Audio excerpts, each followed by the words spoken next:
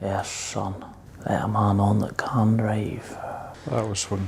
Donkey Contracts. Has to be. Thereabouts. No. No. That's James's 88. Is it? Aye, that must have been the first season with James's 88. Mm-hmm. How many seasons has she done now? She'd be going on there fourth. She must be going in there fourth, yeah. Aye.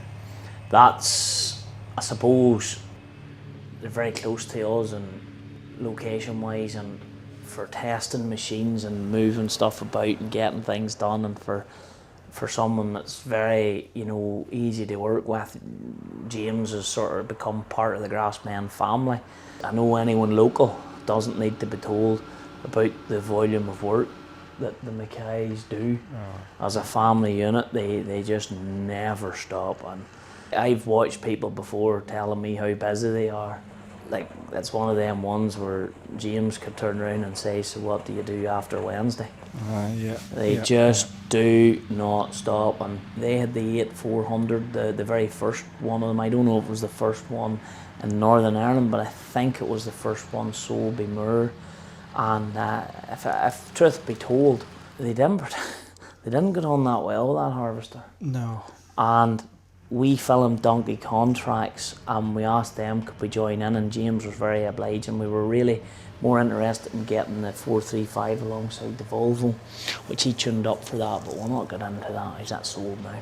We had the prototype 87, and we landed in alongside the 84, and James's father, DJ, he just went clean off the Richter scale in love with this big harvester, and it didn't take long till they got themselves worked up into the 88. And if ever there was a contractor that loved his machine, I know he has issues with the pickup head and his own thing, but he loves the machine.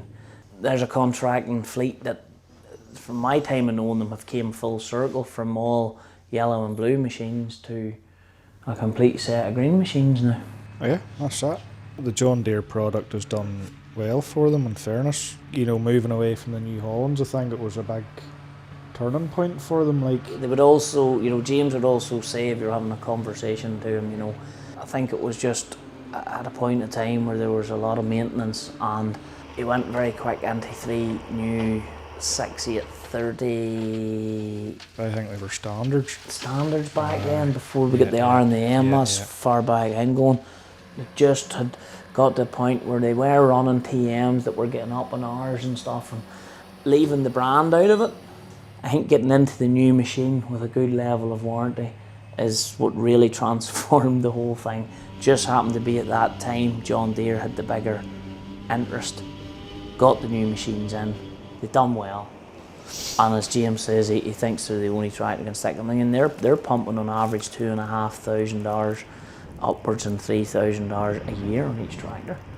He's selling them tractors are going away from James' 3-year-old with $7,000+ on them, yeah, and that's legit. And his last round of 145s, I don't think he had any issues with them. No, they did very well. He bought 6 this year. Lovely 155 home. He brought home that demo 155. Oh, that's just sweet as a nut. The Command Pro and a big new Volvo coming, really pushing on from strength to strength, which is great to see, absolutely brilliant to see, and great to be associated with and be able to work alongside with.